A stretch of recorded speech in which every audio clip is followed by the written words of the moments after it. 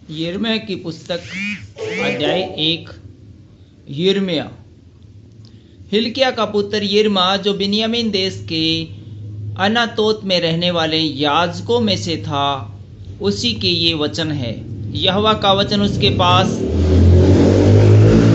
आमोन के पुत्र यहूदा के राजा योशिय्याह के दिनों में उसके राज्य के 13वें वर्ष में पहुंचा। इसके बाद योशिय्याह के पुत्र यहूदा के राजा योयाकीम के दिनों में और योशिय्याह के पुत्र यहूदा के राजा सिदकिय्याह के राज्य के 11वें वर्ष के अंत तक भी प्रकट होता रहा, जब तक कि उसी वर्ष के 5वें महीने में यरूशलेम के निवासी बंधुआई में न चले गए। यिर्मयाह का बुलाए जाना।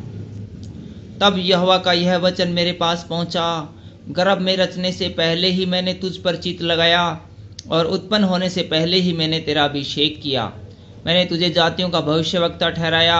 तब मैंने कहा, हाय प्रभु यहोवा, देख, मैं तो बोलना भी नहीं जानता, क्योंकि मैं लड़का ही हूँ। परंतु यहोवा ने मुझसे कहा, मत कह कि मैं लड़का हूँ, क्योंकि जिस किसी के पास मैं तुझे भेजूँ वहाँ तू जाएगा, और जो कुछ मैं तुझे आज्ञा दूँ वही तू कहेगा।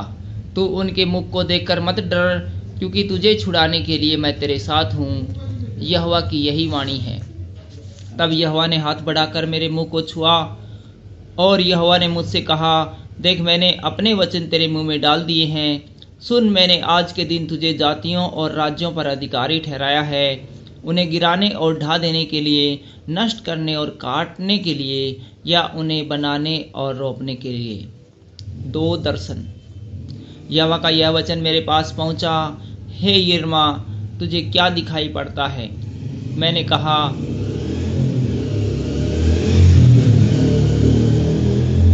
मुझे बादाम की एक टहनी दिखाई पड़ती है। तब यहोवा ने मुझसे कहा, तुझे ठीक दिखाई पड़ता है, क्योंकि मैं अपने वचन को पूरा करने के लिए जागृत हूँ। फिर यहोवा का वचन दूसरी बार मेरे पास पहुँचा और उसने पूछा, तुझे क्या दिखाई पड़ता है? मैंने कहा, मुझे उपलता हुआ एक हंडा दिखाई पड़ता है, जिसका मुंह उत्तर दिशा की ओर है। तब यहोवा ने मुझसे कहा, इस देश के सब रहने वालों पर उत्तर दिशा से विपत्ति आ पड़ेगी। यहोवा की यह वाणी है, मैं उत्तर दिशा के राज्यों और कुलों को बुलाऊंगा, और वे आकर यरूशलेम के फाटकों में और उसके चारों ओर की शहरपना और यहूदा के और सब नगरों के सामने अपना सिंहासन लगाएंगे।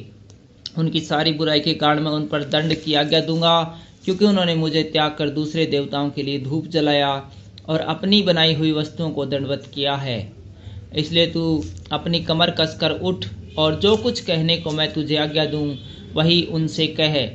तो उनके मुख को देखकर न घबराना, ऐसा न हो कि मैं तुझे उनके सामने घबरा दूं। सुन, मैंने आज तुझे इस सारे देश और यहूदा के राजाओं, हाकिमों और याजकों और साधारण लोगों के विरुद्ध गढ़ वाला नगर और लोहे का खंभा और पीतल की शहरपनाह बनाया है। वे तुझसे लड़ेंगे तो सही, परंतु तुझ पर प्रबल न होंगे, क्योंकि बचाने के लिए मैं तेरे साथ हूँ। यहोवा की यही वाणी है। Thank you.